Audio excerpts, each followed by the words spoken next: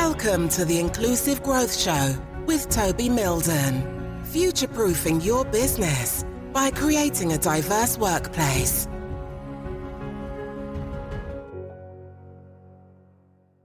Hey there, thank you ever so much for tuning into this episode of the Inclusive Growth Podcast. I'm Toby Mildon, and today I'm joined by Monique Carayol, and it's fantastic to sit down with Monique because I met Monique at a conference called She Leads for Legacy Conference, which is actually organised by Sharon Amisu, who was my guest on the previous episode. So if you want to listen into my conversation with Sharon and why she founded and set up the She Leads for Legacy conferences, then please tune into the previous episode. But I met Monique at the conference. She founded an amazing organization called Bravery in the Boardroom, which looks at the diversity and representation of people working at that boardroom level and within senior leadership levels.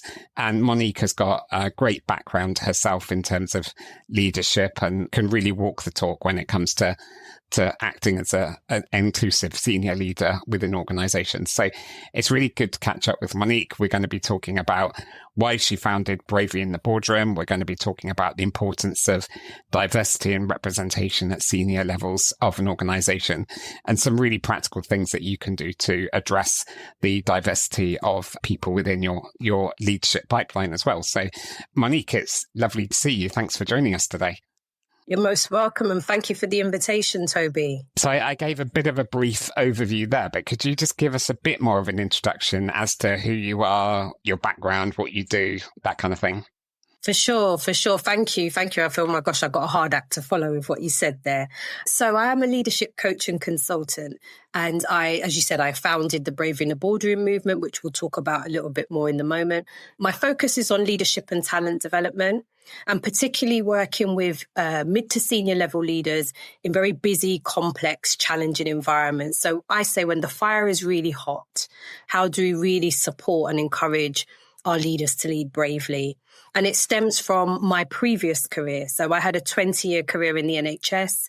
I started off as a PA and I navigated my way into the boardroom. And then I was a director of strategy and transformation for 5 years, the last 5 years of my time in the NHS. And why I moved into this world is two things. One is because I've always been a change agent. You know, I've always been someone who can drive and influence large-scale change. But I also was really good at building dynamic, diverse teams.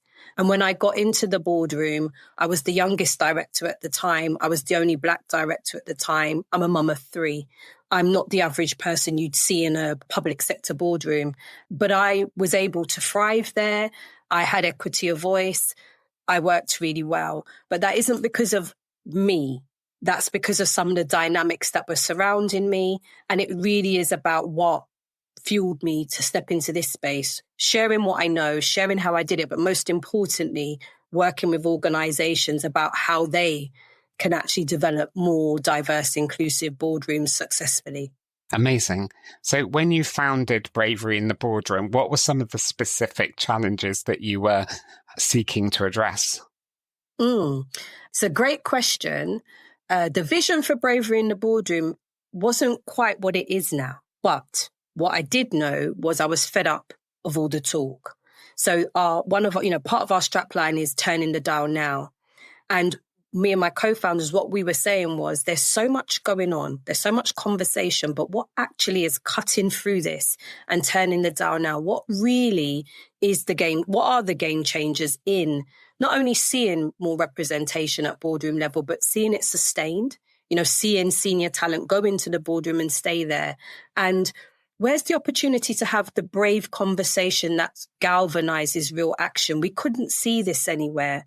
And what we also couldn't see was where's the space where you have those who are underrepresented moving into the boardroom and being able to share their journey and story at the same time as senior decision makers who are in the majority and hold some of that power? Where were those conversations coming together to actually look at some of the barriers and blockers and how you can push through them? So we wanted to create a space where it was safe to have those brave conversations. But actually, it wasn't only underrepresented colleagues trying to push through. It was actually inviting senior decision makers to come and learn and share and feel that you could be open about where you are on your inclusion journey.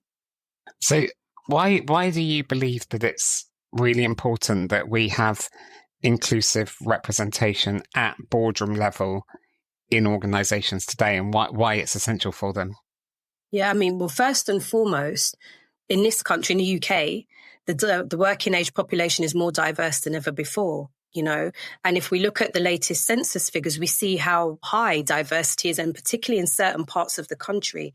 So if you have a leadership team or a board team that doesn't represent who they are serving, both in who you are serving in terms of people who work in the organisation, but who you are serving in terms of your products, your services, your care. You know, I came from the NHS, but if you don't have that representation, actually, how are you able to serve equitably and fairly? You know, how do you understand where you're being exclusive? How do you understand if you don't see the lenses that you're looking through?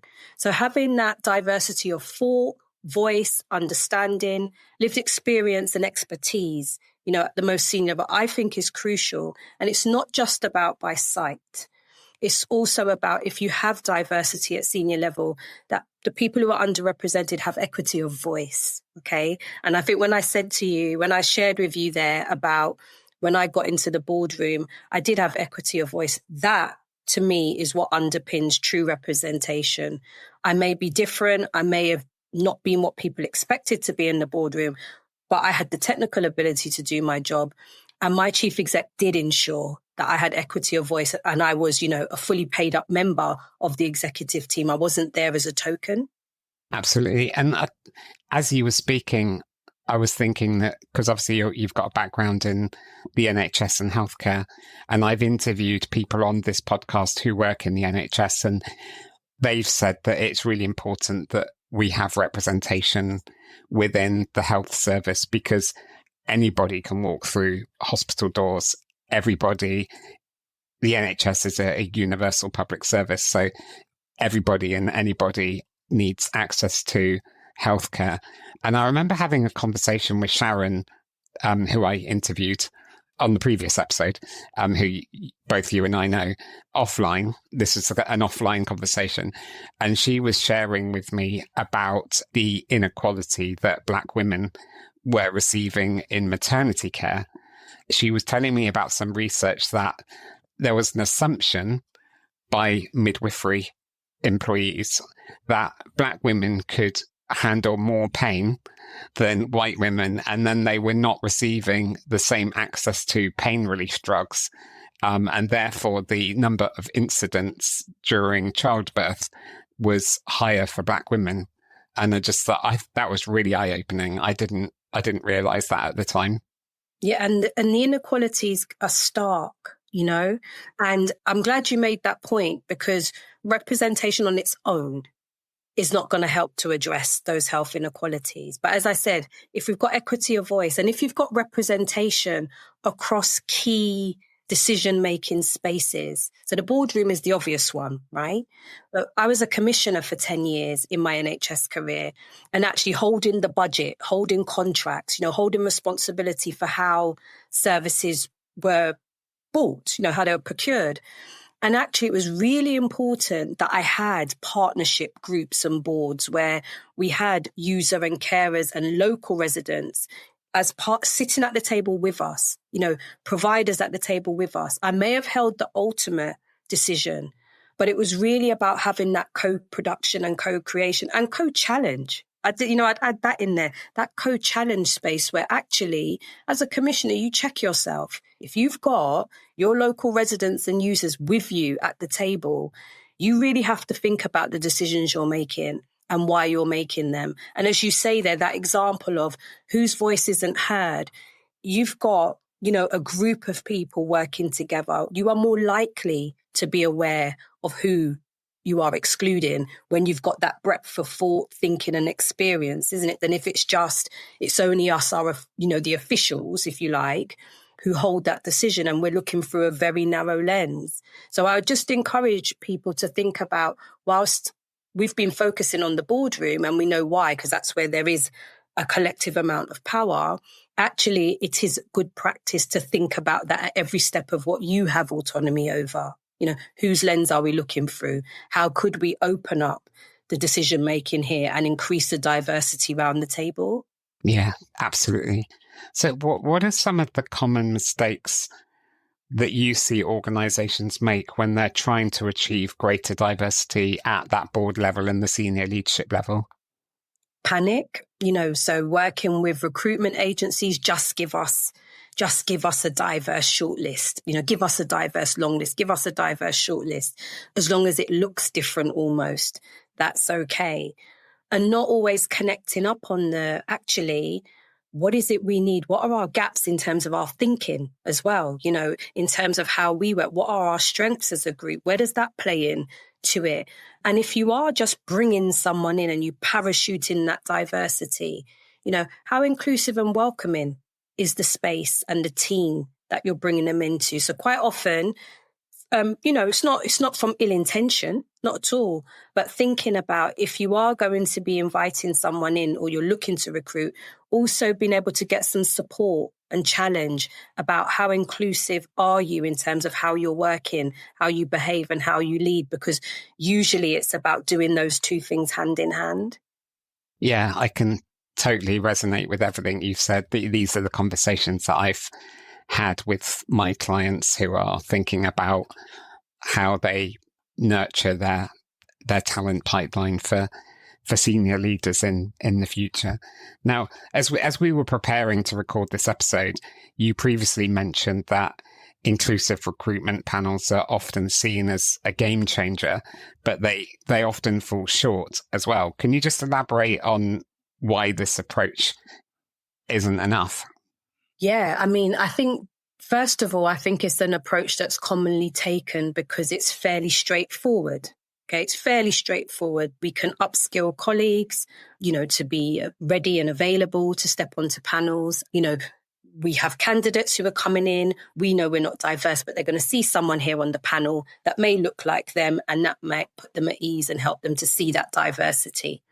However, if whoever's been invited to join the panel to make it more inclusive has no autonomy, doesn't make a blind bit of difference. Might make someone feel a little more at ease, of course, across the table. But if they've got no autonomy, if there is bias being expressed or, at play, evidence in the decision-making that is happening, through the interview process, if that person has no autonomy, they can't challenge it. They can't do anything about it, actually. So for me, there's something about, are we training? Are we providing training, support and challenge to our recruitment panel chairs who ultimately usually hold the decision, of who, and that might be the hiring manager, or it could be someone else who's the chair on the panel.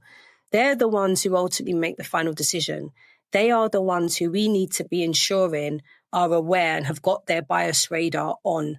That's what's going to make the difference, not having diversity on the panel. And actually, you're really devaluing that person's time and contribution if they've got no autonomy.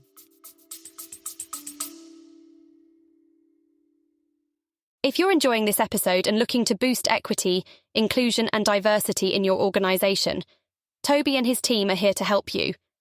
The team specialises in crafting data-driven strategies, developing inclusive leaders, designing fair recruitment processes, and enhancing disability confidence. With a blend of professional expertise and lived experience, we are ready to support you on your journey. Reach out to us through our website at mildon.co.uk. Now, back to the interview with Toby and his guest. Totally agree with you. Let's talk about box ticking. I like that phrase. It's something I mention in both of my books, Inclusive Growth and Building Inclusivity. Sometimes I call it box ticking, sometimes I call it window dressing. How can organizations move beyond these kind of box ticking initiatives to implement practices that really truly sustain diversity and equity at the top of an organization in leadership roles? Gosh, it's a big factor. A couple of things that really sit front of mind for me is let's put aside quick wins for a minute. Okay, because if we look at quick wins, and it's a common term and phrase we hear used, we need some quick wins. We need to fire this up. We need some momentum. I'm sure you'll experience this as well, Toby. If you're working with an organization who've been doing some work, on inclusion and creating more inclusive cultures, they're somewhere on the journey. They usually would have carried out their quick wins already. Okay. And what happens is the next phase of work will feel harder, will be uncomfortable. And what I notice is we have some leaders who definitely have the right intention, but when they hit the discomfort phase, they back away. The courage and the bravery isn't there, and they might not have the right support, and they're not being held accountable. So you've got the autonomy as a senior leader to pull back, haven't you? You can pull back, you've got the autonomy. And I think quite often what happens is people are going, but we said we were going to do this. Why is it not happening? Well, it's not happening if you're not willing to lean through the discomfort, wherever that may be showing up. Is it a fear of difference? Is it actually my bias radar's gone off about myself? Okay? What is it that's showing up? And if you're not willing to address that, you are going to keep circling round. And then what happens is I go back to the tick box exercises. I can do that. It's not too uncomfortable. It shows something, but you learn 6 months in, 9 months in, 12 months in, the tick box is not giving you the sustainable change. So, I'd really urge organizations, I'd urge senior level leaders, when you are feeling that discomfort, nobody wants to stay in that space, but that's the time to get some support, working with a trusted advisor, working with an organization who can really help you through that, I think is what underpins trying to get past the tick box. Yeah, totally. What you're saying reminds me of two things. So first of all, Brené Brown, who I love her work, she talks about creating safe and brave spaces. So we often talk about the need to create safe spaces, create that psychological safety. What she's talking about is people feeling like they can speak up, they can raise concerns without any fear of backlash. But then she says, actually, senior leaders need to go a step further. They need to facilitate brave spaces. They need to have those difficult, awkward, more meaningful conversations to make sure that everybody actually gets heard. Because one thing that she proposes is, who are we actually creating safe spaces for? Are we creating a safe space for a board who are predominantly white, predominantly male, predominantly middle class? Because safe spaces for them is very different to somebody who is from a minority background. Yes. In that kind of environment. So therefore, we need to go deeper. We need to create those brave spaces. Oh my goodness. I just think so powerful what you said there about, what comes to my mind is, I delivered a workshop a couple of weeks ago with a senior leadership team. And one sentence in the feedback was, the space felt like you could be open and not be judged, and actually it's that, isn't it? What you said there, people being able to say where they're at and not being judged on that, held accountable to move forward. Yes, but that's different to feeling like you're being judged. And I think there's something else to raise here about social capital, Toby, because I think what also happens is you may have some senior leaders individually, who are ready to lean into the discomfort, who are ready to call out what they're seeing. This isn't right. This isn't where we're not doing what we said we would, ready to call that out. But they also run that risk of losing social capital with their colleagues. Why are you the one kind of banging the drum? Why are you doing this? And I think that's an important point to raise as well. So support for those who are willing to make the steps and lean into the discomfort sometimes needs to be a little bit more, because they can sometimes be ostracized by colleagues who are in the majority, who don't want anyone to rock the boat that much, Yeah, definitely. I think the other thing, as you were sort of talking about avoiding the box ticking and the quick wins, is it reminds me of something I talk about in my book, is the change management model by John Cotter. And what he says is effectively there's 3 stages to change. And he says stage 1 is around creating the right environment for change. And then it is about identifying those quick wins. But that's because you want to get the ball rolling and build momentum. But you need to move beyond those quick wins quite quickly. You need to, that's where it's all about implementing and sustaining change. But that's the hard bit. That's where people start to lose steam and then, revert back to type, basically. So it's about, I think if you're a senior leader implementing EDI, it's about thinking, how do we actually sustain change for the long run as well? And how do we build? So I speak with organizations, and you may recall me saying this when we were at the conference with Sharon about, this is about leadership. This is about leadership. And it's about, as a leader, I always ask that question, do you want to attract the best talent? Most people don't say no to that, but once you've attracted that, so number one, where are they? Because the best talent is everywhere. But number two, this is what we're talking about here, isn't it? Best talent comes in different packages, different shapes, different thoughts, different feelings, different appearances. You don't have to understand every single person, but you do need to have a commitment to want to create a space where they can come and do their best work. That's what that leaning into discomfort is, isn't it? I might not understand all of this, but actually I am still going to be brave and try and understand what it is that needs to be different and then follow through on it. Absolutely. You must have read my mind, because my next question to you is actually about attracting talent. Because I don't know about you, but something I quite hear often is, well, we've just got a lack of diverse talent for senior positions because the people just don't have the experience or the skills, And I hear it in other disciplines as well. I hear it, there's a lack of diverse talent in a particular sector, for example, like technology or engineering. Mm-hmm. What's your thoughts on that? How can organizations take practical steps to address this kind of perceived quote unquote lack of diverse talent in senior leadership pipelines? Yeah, I think one is what I just mentioned. Well, where are you looking? Isn't it? Because quite often where people are looking is not necessarily where you are going to find. If you're looking in the same place and that pool that you're looking in, everyone is the same, well, the diverse talent isn't in there. So there's something about where you're looking. There's something about how you're growing. You mentioned pipeline. What are you doing with your own internal pipeline? Because more often now in organizations, we are seeing more diversity across junior levels in quite a lot of organizations and even industries, so you said historically haven't been diverse. So what are you doing and what can you do, to actually grow your own and build your own pipeline internally? Because we've got a starting point where we have got a lack of diversity across senior leadership levels. So if you are looking for someone and your must-have experience criteria, it's 20 points long, and actually there's nobody from a diverse background in those roles right now, well, they're not going to match, are they? So that check and challenge of how much on your essential criteria is actually essential to deliver the ask. Yeah, because there's something there, isn't it? Otherwise, you can't. Nobody's going to be there because there's nobody out there who has broken the glass ceiling to get into the role.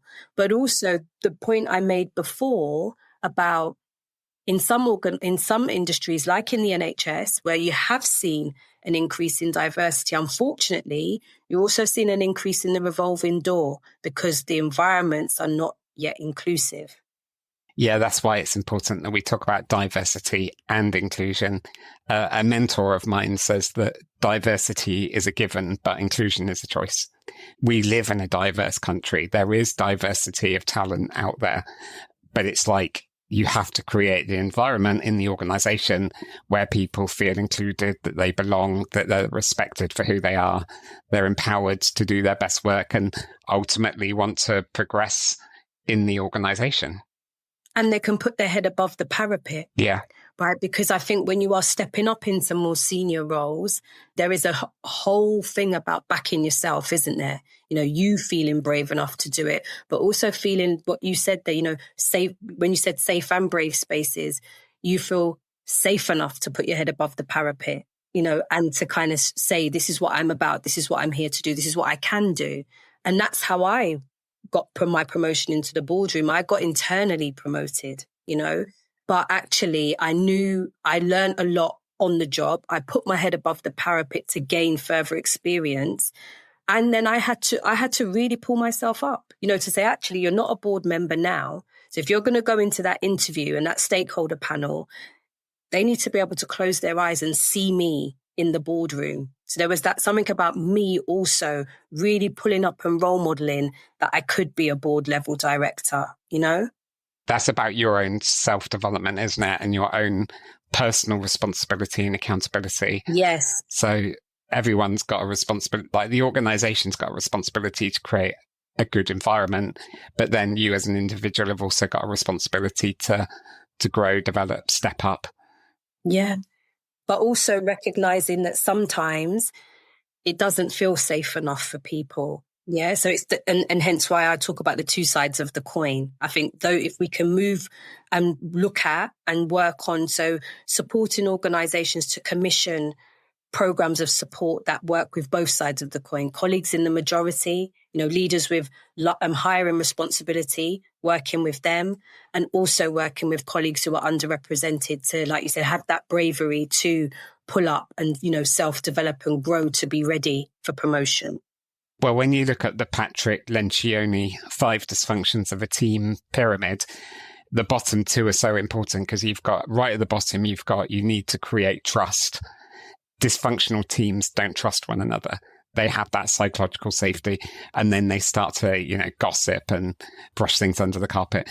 And then the layer above that, you've got healthy conflict or constructive conflict, because dysfunctional teams, they avoid conflict. They don't have difficult, awkward conversations. They start gossiping. They start stabbing each other in the back. So leaders need to make sure that they're developing trust and they've got that healthy conflict going on, or radical candor. Yes, I love Kim's work. It's so true. But I think what you just said there, Toby, it connects up, doesn't it? So actually, if you don't have that layer of healthy conflict, you're not going to lean into the discomfort that we were talking about earlier, right? Absolutely. Yeah. What does inclusive growth mean for you, particularly when we think about contributing to creating more equitable leadership structures? I think for me, it really is about understanding and removing your equity barriers, and I say that as an individual and I say that as a collective. So whether you hear that in terms of me, you as the individual, you as the leader in the role that you have, you as an organization, because if you can understand where your equity barriers are, you've then got that next step, isn't it? The discomfort might show up, but then it's making that commitment to remove them. Yeah, because if we can, I think that is a game changer on the both sides of the coin that I described before. Yeah, so understanding and removing your equity barriers, whether they're personal, and they're within your gift to sort out, whether as a leader, you can see them in how you're leading and what you're leading, the team, whether that's the organization, and they're more systemic in terms of that. That for me is what encapsulates how you can grow inclusivity. Amazing. So Monique, I've learned so much from you in the last half an hour or so. Right back at you. It's been amazing to catch up with you. If the person listening to us right now wants to connect with you, maybe they've got some questions that they want to ask you offline, follow your work, what should they do? Yeah, thank you. So number one, please connect with me on LinkedIn. I talk all things brave leadership there. And also you can follow the Bravery in the Boardroom page. I describe Bravery in the Boardroom as a movement, so follow the page, get involved, connect. We always talk about our events there. You can also find out more. So what I've said we've tried to boil it down in our conversation, but please also take a look at the Bravery in the Boardroom Insights video. We did a video rather than a traditional report, but it really boils down in 6 chapters, some of what we've been talking about here and what is it that is turning the dial now on increasing diverse senior talent pipelines and inclusive leadership. So if we can share the links to those, that would be brilliant, Toby. Yeah, I'll put a link to the website and the video in the show notes of this episode. Monique, thank you ever so much for joining me today. It's been amazing to catch up with you. And thanks for doing all of the hard work. And I wish you the best of luck. And I can't wait to see what you managed to achieve with the movement, as you say. Thank you. Thank you so much for the time and allowing us to share more about Bravery in the Boardroom with your audience today. Thank you. You're welcome. And thank you for tuning into this episode of the Inclusive Growth podcast with Monique and myself. Hopefully you've taken away some fresh ideas, insights, things that you can start to apply in your own organization. As Monique says, please do reach out to her if you want to learn more about Bravery in the Boardroom and her movement and all of the great work that her and her team are doing. And as always, if there's anything that I can do to help you create a more inclusive culture in your organization and develop your leaders, then please reach out to us through our website. Until the next time, I look forward to seeing you on the next episode, which will be coming up very soon. Take care. Bye-bye. Thank you for listening to the Inclusive Growth Show. For further information and resources from Toby and his team, head on over to our website at mildon.co.uk.